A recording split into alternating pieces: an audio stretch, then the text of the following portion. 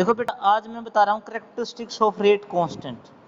Rate constant होता क्या है, जो आपको रिएक्शन लिखवाई है, rate of reaction is equal to के ए की पावर अल्फा और बी की पावर बीटा, जिसमें मान लो ए क्या है, रिएक्टेंट की कंसंट्रेशन है, बी भी क्या है, रिएक्टेंट, और उसकी पावर क्या है, अल्फा प्लस बीटा। तो इसमें जो के है आपका, वो क्या है आपका रेट कांस्टेंट। व्हाट इज के? के इज रेट कांस्टेंट। तो इसकी कैरेक्टरिस्टिक्स बताने वाला हूं मैं रेट कांस्टेंट की। ग्रेटर द वैल्यू ऑफ के, faster is the rate of reaction. Rate constant की वैल्यू जितनी ज्यादा होगी, आपकी रिएक्शन उतनी ही फास्ट मानी जाएगी। मीन्स आपके पास दो रिएक्शन है और दोनों के रेट कांस्टेंट की वैल्यू दे रखी है, तो जिस रिएक्शन के रेट कांस्टेंट की वैल्यू ज्यादा होगी उसकी स्पीड ज्यादा होगी, उसका रेट ऑफ रिएक्शन क्या होगा, ज्यादा होगा। Second, it is independent upon the concentration of reactant. आपका rate constant is independent upon the rate of reaction. वो जो आपका रेट कांस्टेंट है वो डिपेंड नहीं करता कि आपकी रिएक्टेंट की कंसंट्रेशन कितनी है। रिएक्टेंट की कंसंट्रेशन कम करने से, ज्यादा करने से आपके रेट कांस्टेंट की वैल्यू पे कोई इफेक्ट नहीं होगा। Third point, is depend upon the nature of reactant.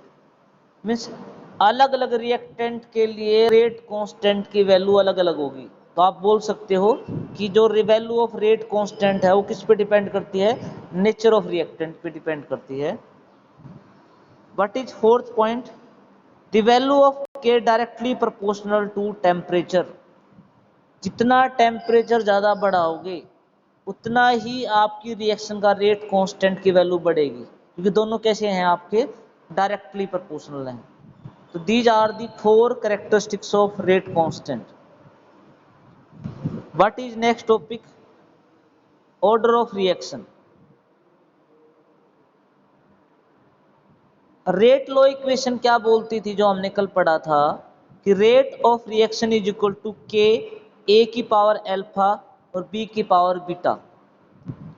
मान लो आपकी रिएक्शन ये है ए प्लस बी और आपका बन गया प्रोडक्ट। तो इस रिएक्शन की जो स्पीड है, जो रेट ऑफ रिएक्शन है, वो किसके बराबर होगी, के रेट कांस्टेंट, ए जो आपका रिएक्टेंट है उसकी पावर अल्फा, और जो आपका बी रिएक्टेंट है उसकी पावर बीटा। अल्फा और बीटा क्या है, वो पावर्स हैं जिन पे रेट ऑफ रिएक्शन डिपेंड करता है। तो what is order of reaction, alpha plus beta. जो आपकी पावर्स होंगी रेट लॉ इक्वेशन में, उसका जब सम करोगे वो क्या हो जाएगी, आपकी ऑर्डर ऑफ रिएक्शन। तो ऑर्डर ऑफ रिएक्शन क्या होगा, अल्फा प्लस बीटा। तो order of reaction is the sum of the powers of the molar concentration of the reactant in rate law equation. Rate law जो equation है ये आपकी, इसमें जो कंसंट्रेशन की पावर है अल्फा प्लस बीटा, उनका जब आप सम करोगे तो क्या हो जाएगा आपका ऑर्डर ऑफ रिएक्शन। तो types of reaction on the basis of order of reaction. तो सबसे पहले है आपकी जीरो ऑर्डर रिएक्शन। यदि मैं ऑर्डर ऑफ रिएक्शन के अकॉर्डिंग बोलूं तो सबसे फर्स्ट पॉइंट है आपका zero order reaction. The reaction in which rate of reaction does not depend upon the concentration of reactant. वो रिएक्शन जिसमें रेट डिपेंड नहीं करता कंसंट्रेशन के ऊपर। मतलब आप रिएक्टेंट कम लेते हो, ज्यादा लेते हो, वो रिएक्शन की स्पीड ना बढ़ा सकता ना घटा सकता, मतलब रेट उस पर डिपेंड करेगा ही नहीं। कहने का मतलब आप रिएक्टेंट ज्यादा भी कर दो तब भी आपका रेट ऑफ रिएक्शन बढ़ेगा नहीं। वो कौन सी रिएक्शन मानी जाएगी, जीरो ऑर्डर रिएक्शन। तो रेट ऑफ रिएक्शन के आर की पावर कितनी आ जाएगी, जीरो। जितने ऑर्डर की रिएक्शन होगी उतनी ही पावर आएगी। जीरो ऑर्डर की है तो रिएक्टेंट की पावर कितनी आएगी, जीरो। रिएक्टेंट की पावर जीरो है तो आप 1 के बराबर हो जाएगा। तो रेट किसके बराबर हो जाएगा, के बराबर। Rate will is equal to k. एक सीबीएसई का एक क्वेश्चन आता है एमसीक्यू में, मैं बता देता हूं। वो बोलता है कि कोई भी रिएक्शन है जिसके अंदर रेट के बराबर है। वो ये बोलता है कोई भी एक रिएक्शन है जिसमें रेट किसके बराबर है, के बराबर है, तो ये बताओ कितने ऑर्डर की रिएक्शन है। तो जिसमें रेट के बराबर दे रखा हो वो हमेशा जीरो ऑर्डर की रिएक्शन होती है। अब इसके एग्जाम्पल देखेंगे आगे। यहीं तक कोई डाउट हो तो बताओ बेटा। इस देखो मैंने जीरो ऑर्डर का एग्जाम्पल पूछा था, H2 plus Cl2 in presence of light क्या बनेगा आपका 2HCl। तो ये कितने ऑर्डर की रिएक्शन हो जाएगी? जीरो। अब ये जीरो ऑर्डर की रिएक्शन क्यों है वो देखो, क्योंकि जो आपका लाइट है H2 और क्लोरीन यदि मैं बढ़ा भी दूं, यदि मैं हाइड्रोजन और क्लोरीन के अमाउंट बढ़ाता भी हूं तब भी मेरी रिएक्शन की स्पीड नहीं बढ़ती। मैं हाइड्रोजन और क्लोरीन बढ़ा भी देता हूं तब भी मेरे रिएक्शन की स्पीड नहीं बढ़ती। यहां पर स्पीड बढ़ेगी जब आप लाइट बढ़ाओगे। लाइट एच न्यू का मतलब क्या होता है? लाइट। लाइट जितनी ज्यादा बढ़ाओगे आपका रेट ऑफ रिएक्शन उतना ही ज्यादा होता जाएगा। मीन जो रेट ऑफ रिएक्शन है वो लाइट पे ज्यादा डिपेंड कर रहा है, न कि H2 और क्लोरीन के ऊपर। तो ये रिएक्शन कौन से ऑर्डर की होती हैं? जीरो। जैसे आपकी फोटोसिंथेसिस प्रोसेस है, फोटोसिंथेसिस जो रिएक्शन है आपकी, उसमें लाइट के बिना स्पीड नहीं बढ़ेगी फोटोसिंथेसिस की। तो जहां पर लाइट और कैटालिस्ट रेट को बढ़ाते हो, रिएक्टेंट का इफेक्ट ना के बराबर हो, तो कितने ऑर्डर की रिएक्शन हो जाएंगी? जीरो ऑर्डर की रिएक्शन। अगला टॉपिक है बेटा फर्स्ट ऑर्डर रिएक्शन क्या होती है। What is next topic? First order reaction. Next देखो, the rate of reaction in which rate of reaction depend upon only one concentration term of reactant। मतलब जिसमें सिर्फ एक कंसंट्रेशन टर्म हो रिएक्टेंट की तो उसको बोलेंगे आप फर्स्ट ऑर्डर रिएक्शन। एक का मतलब क्या हो गया यहाँ पर कि रेट ऑफ रिएक्शन जो होगा वो होगा R की पावर 1। रेट ऑफ रिएक्शन होगा के R की पावर 1। तो कितने ऑर्डर की रिएक्शन मानी जाएगी? वो फर्स्ट ऑर्डर की। एग्जाम्पल देखो, H2O2 रिएक्ट करता है और क्या बनाता है आपका H2O plus of O2। H2O2 क्या बनाता है? H2O प्लस ऑफ O2 बनाता है, ठीक है। तो इसमें जो रेट ऑफ रिएक्शन होगा आपका, जो रेट ऑफ रिएक्शन होगा वो H2 की, जो H2O2 है उसकी एक पावर आएगी। तो ये कितने ऑर्डर की रिएक्शन होगी आपकी? फर्स्ट की। आपको हर ऑर्डर का एक एक एग्जाम्पल याद करना है। जीरो ऑर्डर का एक एग्जाम्पल याद करना है आपको, फर्स्ट ऑर्डर रिएक्शन का एक एग्जाम्पल याद करना है आपको, सेकंड ऑर्डर का एक एग्जाम्पल याद करना है। इस तरीके से आपको एक एक एग्जाम्पल याद करना है। सेकंड ऑर्डर रिएक्शन क्या हो जाएगी बताओ? जिसमें R की पावर 2 आई। देखो, the reaction in which rate of reaction depend to concentration term. R की कितनी पावर आनी चाहिए? 2। जहां R की पावर 2 आएगी वो कितने ऑर्डर की रिएक्शन मानी जाएगी? सेकंड ऑर्डर की रिएक्शन। तो उसमें क्या हो जाएगा देखो, रेट ऑफ रिएक्शन जो है वो हो जाएगा के R की पावर 2। 2 का मतलब कितने ऑर्डर की रिएक्शन हो जाएगी? वो सेकंड की, R की पावर 2। जैसे एग्जांपल देखो, 2HI H2 प्लस I2 में टूटता है। 2HI किस में टूटता है? H2 प्लस I2 में। तो उसमें जो रेट होगा वो किसके बराबर होगा? HI की पावर 2। तो ये कितने ऑर्डर की रिएक्शन हो जाएगी? सेकंड। जो HI के आगे 2 है ये ऊपर चला जाएगा तो कितने ऑर्डर की रिएक्शन हो जाएगी? सेकंड ऑर्डर की रिएक्शन। अब आगे क्या है ये इंपॉर्टेंट है बेटा, ध्यान से देखना। फ्रैक्शनल ऑर्डर रिएक्शन क्या होती है? फ्रैक्शनल ऑर्डर रिएक्शन वो होती है जिसमें रेट फ्रैक्शन में आएगा। रेट ऑफ, जिसमें ऑर्डर ऑफ रिएक्शन क्या आएगा? फ्रैक्शन में। 1/2, 3/2 ये आ जाएगा। तो इसके अंदर देखो, in fractional order reaction the rate of reaction depend upon fractional number of concentration term. मतलब जो ऑर्डर आएगा वो क्या आएगा आपका? फ्रैक्शनल आएगा। एग्जाम्पल देखो, तो उसमें रेट ऑफ रिएक्शन किसके बराबर हो जाएगा? के आर की पावर 1/n। 1/2 हो सकता है, 1/3 हो सकता है, कुछ भी हो सकता है। देखो जैसे एग्जाम्पल देखो आप, इंपॉर्टेंट है बेटा ये एग्जाम्पल। मान लो आपकी एक रिएक्शन है H2, आप रिएक्ट करा रहे हो Br2 के साथ, आपका बन गया 2HBr। आप H2 की रिएक्शन करा रहे हो Br2 के साथ और आपका क्या बन गया? 2HBr। तो इसमें रेट किसके बराबर हो जाएगा बताओ? रेट बराबर हो जाएगा के H2 की पावर कितनी आएगी? 1। और Br2 की पावर हाफ। हाफ का मतलब समझा दो। देखो यदि H2 की पावर 1 है, इसका मीनिंग है यदि यहाँ H2 के 10 मोलिक्यूल होंगे तो 10 के 10 प्रोडक्ट में चेंज हो जाएंगे, तो पावर कितनी आएगी? 1। पर Br2 की पावर हाफ क्यों ली है? यदि यहाँ पर Br2 के 10 मोलिक्यूल लोगे तो सिर्फ 5 ही प्रोडक्ट में चेंज हो पाएंगे, मतलब 50% आपकी इफेक्टिव है, इसलिए Br2 की पावर कितनी ली है? हाफ ली है। इन दोनों को प्लस करोगे तो आपका ऑर्डर ऑफ रिएक्शन कितना आ जाएगा? 1 प्लस हाफ कितना आ जाएगा? 3/2। तो ये एक फ्रैक्शनल ऑर्डर रिएक्शन है, इसमें कोई डाउट हो तो पूछो। आपको हर ऑर्डर रिएक्शन का एग्जांपल जो देयर इज ए न्यूमेरिकल की एक रिएक्शन है फर्स्ट ऑर्डर की। इन रिएक्टेंट ए, मतलब ए के अकॉर्डिंग एक रिएक्शन फर्स्ट ऑर्डर की है, बी के अकॉर्डिंग रिएक्शन सेकंड ऑर्डर की है। अलग अलग रिएक्टेंट का ऑर्डर अलग अलग हो सकता है। ए के लिए फर्स्ट ऑर्डर की है, बी के लिए सेकंड ऑर्डर की है। वो ये बोलता है कि how is rate of reaction affected when concentration of A is and B is double. आप ए और बी की दोनों की कंसंट्रेशन डबल कर दो तो रेट पे क्या इफेक्ट होगा? आपसे क्वेश्चन पूछा है। ये बहुत बेटा सीबीएसई में क्वेश्चन बहुत आते हैं इस तरह के। इस तरह के क्वेश्चन सीबीएसई में बहुत आते हैं कि एक आपकी एक रिएक्शन है, वो ए के अकॉर्डिंग फर्स्ट ऑर्डर की है, बी के अकॉर्डिंग सेकंड ऑर्डर की है, तो उसका रेट कैसे इफेक्ट होगा यदि मैं ए और बी दोनों को डबल कर दूं? ए और बी की कंसंट्रेशन डबल कर दूं तो आपके रेट पे क्या इफेक्ट पड़ेगा, वो आपको बताना है। तो बताओ भाई, तो रेट ऑफ रिएक्शन क्या हो जाएगा बताओ? कि ए की पावर 1 बी की पावर 2, इसने खुद बोला है। ए के रिस्पेक्ट में ऑर्डर कितना है? 1। बी के रिस्पेक्ट में ऑर्डर कितना है? 2। ए के रिस्पेक्ट में ऑर्डर 1 है और बी के रिस्पेक्ट में ऑर्डर कितना है? 2।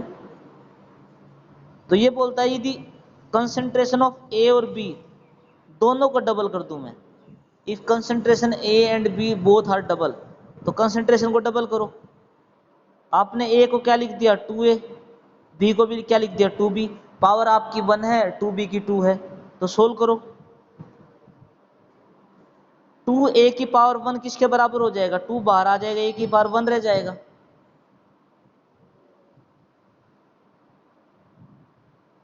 टू बी की पावर 2 क्या होगा? 2 का स्क्वायर 4, तो क्या हो जाएगा? 4b स्क्वायर हो जाएगा।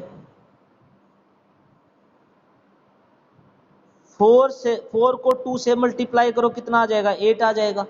जब आप 4 को 2 से मल्टीप्लाई करोगे तो कितना आ जाएगा? 8। के ए की पावर 1 बी की पावर 2, इन दोनों को ऐड कर दो तो कितना आ गया आपका? 8।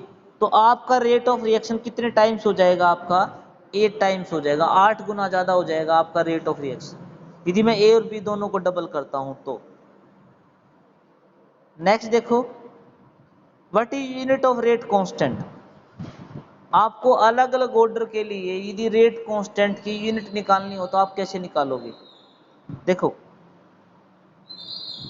यूनिट ऑफ के निकालने का फार्मूला है मोल पर लीटर की पावर 1 - n पर सेकंड। याद करो, यूनिट ऑफ के निकालनी है मुझे तो फार्मूला है मोल पर लीटर की पावर 1 - n पर सेकंड।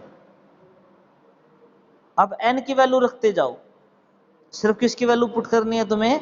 n की। तो n की वैल्यू पुट करोगे तो जीरो ऑर्डर का भी आ जाएगी, फर्स्ट ऑर्डर की सबकी आ जाएगी। तो देखो कैसे निकालोगे? फॉर जीरो ऑर्डर रिएक्शन तो n की वैल्यू कितनी हो गई? 0।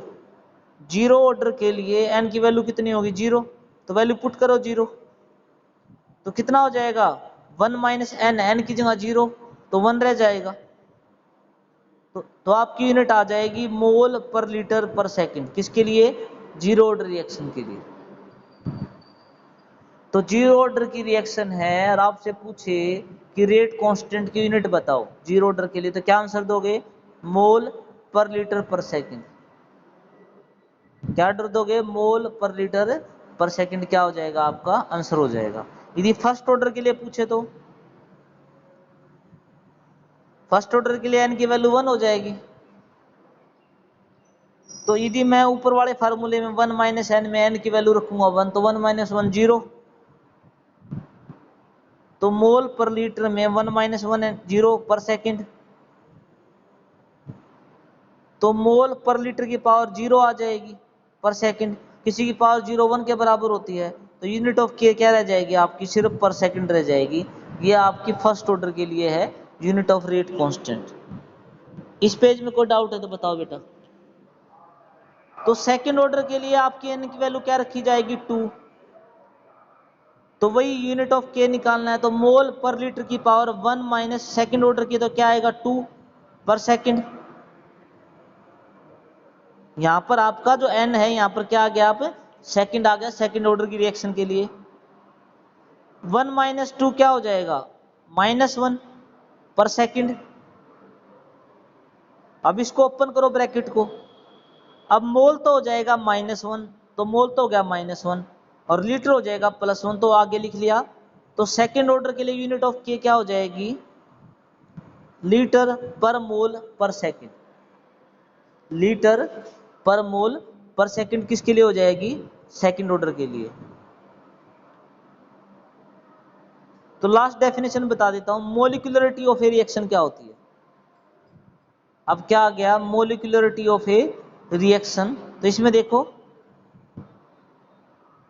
The total number of reacting species atom और molecule taking part in a elementary reaction which take place in a single step is called molecularity. मैं समझा देता हूं, कोई भी आपको रिएक्शन दी गई है, मान लो आपको ये रिएक्शन दे दी, आपको ये देखना है कि टोटल आपको कितने रिएक्टेंट दिए गए हैं, कितने नंबर ऑफ टोटल रिएक्टेंट दिए गए हैं एलिमेंट्री रिएक्शन। मैं बताता हूँ एलिमेंट्री रिएक्शन क्या होती है, वो रिएक्शन जो एक स्टेप में पूरी हो जाए।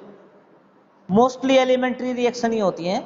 एलिमेंट्री रिएक्शन का मतलब होता है सिंपल रिएक्शन जो एक स्टेप में पूरी हो जाए।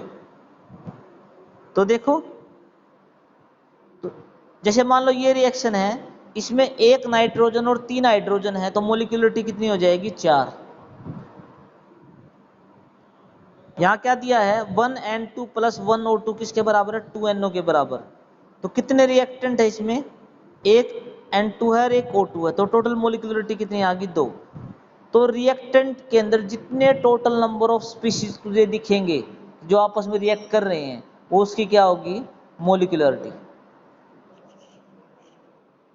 तो the total number of reacting species atom और molecule taking part in elementary reaction is called molecularity. Total जितने आपके रिएक्टेंट पार्टिसिपेट करेंगे रिएक्शन के अंदर, वो उसकी क्या होगी, मोलिकुलरिटी। तो पहली रिएक्शन में मोलिकुलरिटी 4 है, दूसरे में कितनी है, 2। ये बोलता है molecularity has no meaning for complex reaction. यदि आपकी रिएक्शन कॉम्प्लेक्स है तो आप उसकी मोलिकुलरिटी नहीं निकाल सकते। कॉम्प्लेक्स रिएक्शन क्या होती है, when take place in a number of step. कोई भी रिएक्शन जो एक से ज्यादा स्टेप में पूरी हो, 2 स्टेप में, 3 स्टेप में, उसको क्या बोलते हैं, कॉम्प्लेक्स रिएक्शन। एक छोटा सा एग्जांपल देखो, ऑर्डर में और मोलिकुलरिटी में क्या फर्क होता है, कल इसके बीच में डिफरेंस भी बताऊंगा। एक छोटा सा एग्जांपल देख के सोचो कि मोलिकुलरिटी और ऑर्डर में क्या फर्क होता है। देखो, मैंने एक ले लिया CH3COC2H5, एक ले लिया मैंने वाटर मोलिक्यूल, दोनों मिलके बना रहे हैं आपका CH3COH + C2H5OH। ठीक है, यदि मैं मोलिकुलरिटी देखूं तो मोलिकुलरिटी कितनी हो जाएगी, एक ये है और एक ये, एक वाटर मोलिक्यूल है और एक है आपका CH3COC2H5, तो आपकी मोलिकुलरिटी होगी 2। यहां से देखे तो मोलिकुलरिटी कितनी होगी, 2। एक हो गया आपका CH3COC2H5 और एक हो गया आपका वाटर, तो मोलिकुलरिटी कितनी होगी, 2। पर ऑर्डर आपका एक है, बट ऑर्डर इज 1। क्योंकि ऑर्डर 1 क्यों है, क्योंकि इसमें वाटर जो है, जो आपका वाटर है, वो मैं कांस्टेंट ले रहा हूं। क्या ले रहा हूं, कांस्टेंट। इतनी ज्यादा अमाउंट में लूंगा कि वो कांस्टेंट हो जाएगा। जब आप किसी चीज को बहुत ज्यादा अमाउंट में ले लोगे तो उसकी कंसंट्रेशन चेंज होनी आसान नहीं होगी, तो उसको बोलते हैं कांस्टेंट। और जो चीज कांस्टेंट होती है उससे ऑर्डर कभी नहीं निकलता। तो यदि मैं ऑर्डर निकालूं इसका, तो रेट बराबर क्या हो जाएगा, के, इसकी पावर तो 1, पर H2 की पावर कितनी आएगी, 0। मैंने कहा जिस पे रेट डिपेंड नहीं करता, जो चीज कांस्टेंट हो जाती है उसके लिए पावर 0 आ जाएगी। तो 0 आ जाएगी तो आपका 1 + 0 किसके बराबर हो जाएगा, 1। तो आपका ऑर्डर कितना हो जाएगा 1। देखो इसकी मोलिकुलरिटी 2 है और ऑर्डर कितना है 1।